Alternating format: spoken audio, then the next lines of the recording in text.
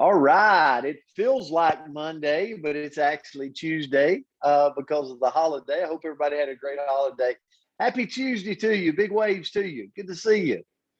Good to see you. So we got a great week lined up. We've taken a look at all the words we're going to use this week, and hopefully we've got a guest or two coming to the table this week. We're excited about that. So our word for this morning, our word to kick off this Monday, and it's one that we've looked at, but it's been a little quite a ways back that we looked at this word, but I think it's timely, at least for me, and I hope it is for you watching in, listening in. So wherever you're at, please drop us a comment or a chat. Let us know where you're tuning in from. But the word for today is perspective. Perspective. And I chose this word because there's been a lot in my life go on, in the last, and I hope this affects you, in a positive way. But there's been a lot in my life go on in the last probably 6 months that I really am looking hard to the word perspective. And if you look at the definition, it's a mental view, a visible scene, the capacity to view things in their true relations or relative importance.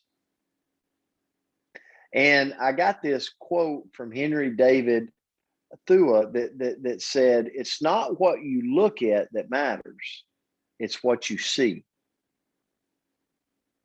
How many of you, let me ask you this, how many of you, and you don't have to raise your hand or you can if you want to, but how many of you has been guilty before that you've drawn a perspective of someone that you didn't like? And then a little bit later, you got to know them. And you're like, you know what? Oh my goodness. Like, they're really a good person. And I did not like them any at all when I first met them. I know I've been guilty of it. I've been guilty of that.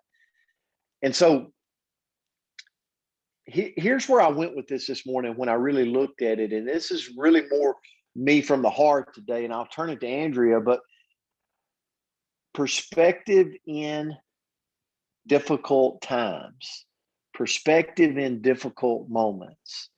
Maybe it's a moment that's going to last 30 seconds or 3 hours, or maybe you're going through a period of time that's difficult, it's rocky, it's rough.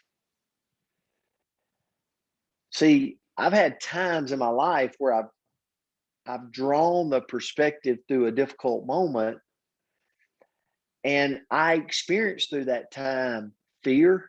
How many of you can relate to that? Fear, possibly anger, blame.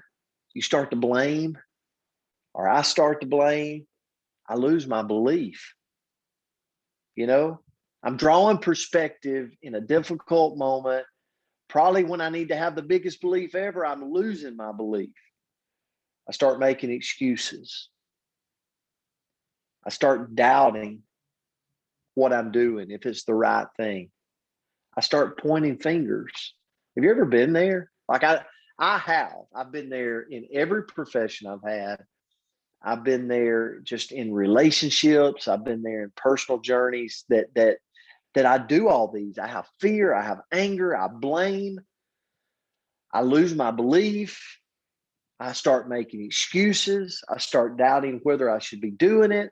I start pointing fingers at other people. And I thought about this today and yesterday. Perspective is really my choice. I own it. I own perspective. Because, see, I could, through that difficult moment, I could, through that difficult time, choose a different perspective. I get to. That could really be my choice. I get to. Think about a difficult time that you're in, or maybe that you're going through right now. I get to. What I mean by that, I get to compete through this difficult time. The good Lord has put my feet on the ground this morning and I get to compete through this difficult time. I get to problem solve through this difficult time. I get to find solutions through this difficult time. I get to engage. I get to overcome. I get to conquer, win. I get to build belief in myself and the people I'm around. And ultimately, I get to, instead of point fingers, I get to unite people and bring them together.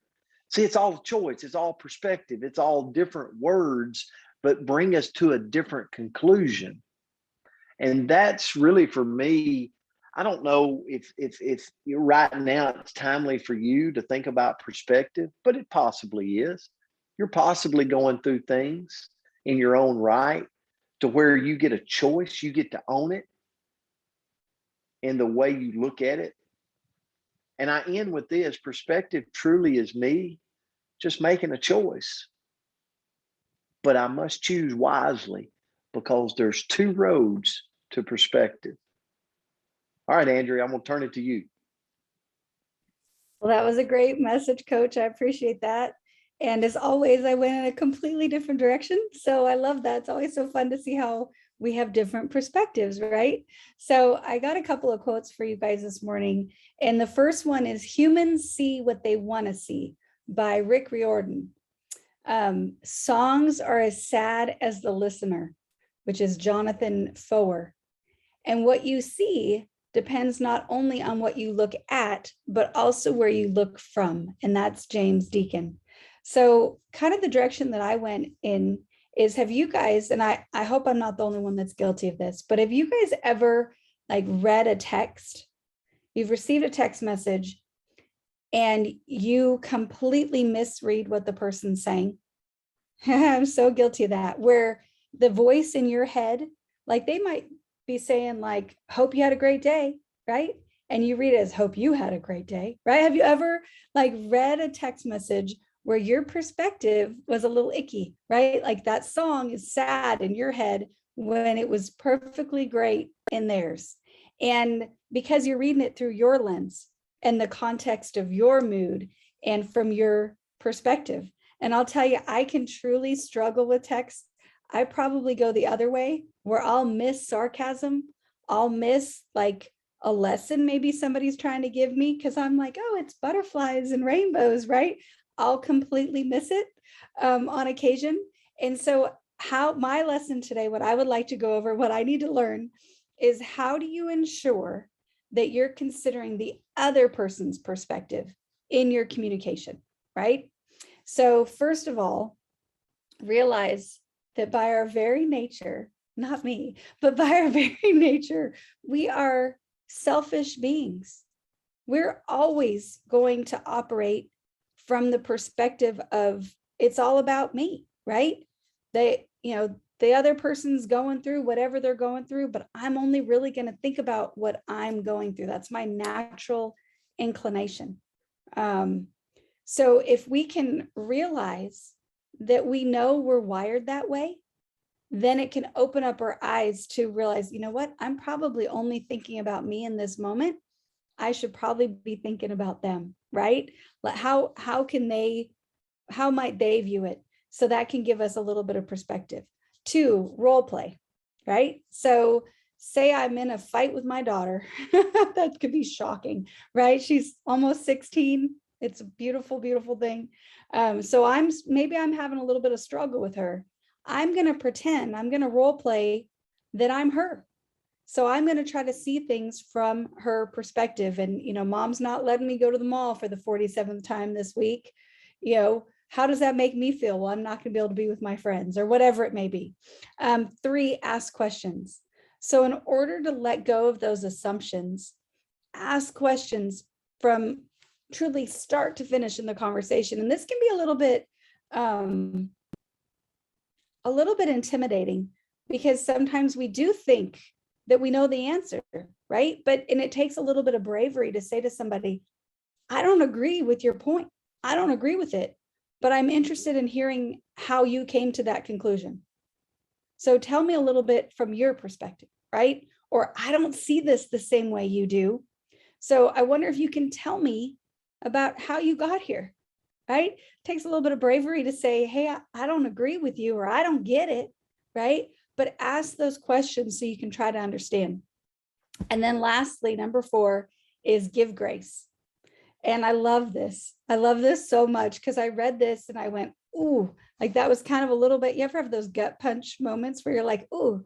So I read that it says that when we lie, right? So I don't know if anybody on here has ever told a fib, but when we lie, we justify to ourselves because we know our intention, right? I couldn't answer the phone because I was on the other line, right? We were grumpy and we didn't feel like we could bring anything of value to that conversation, but we don't want to admit that, right? So we know our heart, we know our intention, right? But when somebody else lies to us, we judge them on that action. We don't give them that grace to say, well, maybe they were protecting me from something, right? So absolutely give grace in our conversations. And I think that applies to everything, not just a fib or whatever. So many times in our dealings with other people, if we would just take a breath and give grace, all of our communication and interaction could go so much better. So just to give everybody else, what's the golden rule? Treat them like you want to be treated. Well, give the grace that you would like to receive. So thank you guys so much. Happy Tuesday. Good to see everybody this morning. Andrea, thank you so much. Yeah, that was timely. I love the message there. And I actually was pulling up this because I was thinking about 2 people on the Coach's Corner this morning. And I just got to bring this out. I was thinking about Bill Sailing and Andrew Jackson and Melissa and serving our military, right? Like serving. I was thinking about them. I was also thinking about Erica. I was thinking about them because it's like they've served their country, like they've. And then I pulled this quote up that says, now I thought about Erica that decided that she wanted to launch in our profession a new market, like a completely new continent that had never been launched. And there's so many perspectives you can pull from fighting for your country, going to a land that you've never been around, that you don't know. I've never done that. But I know there's got to be a lot of perspectives you can draw. And then from America, launching a new continent, and starting that movement, and how many different perspectives can you launch? And I pulled this quote up, says, the right perspective makes the impossible possible. The right perspective makes the impossible possible. And when I look at just Erica and deciding, and so many other people have followed in her footsteps and went into a market of Africa, making the impossible possible because of the perspective. And I think about Bill Sailing and others that have fought to defend our country, that's went in foreign lands, or maybe they're in the land, of the United States, or, and they're defending us. And it's like they've turned the impossible to possible because of their perspective and their willingness. And so I didn't have that on my notes today, but as we sit here and I look across our community and our Coach's Corner and what it's made up of in these amazing people, I'm so proud to be a part of this community because we can point, and you are a winner. I mean, you are absolutely a winner, and you mean so much to us. So love you guys. Have an amazing Tuesday. Let's go rock today. We'll see you back tomorrow. Love you guys. Thanks, guys. Guys, have a great day. Okay.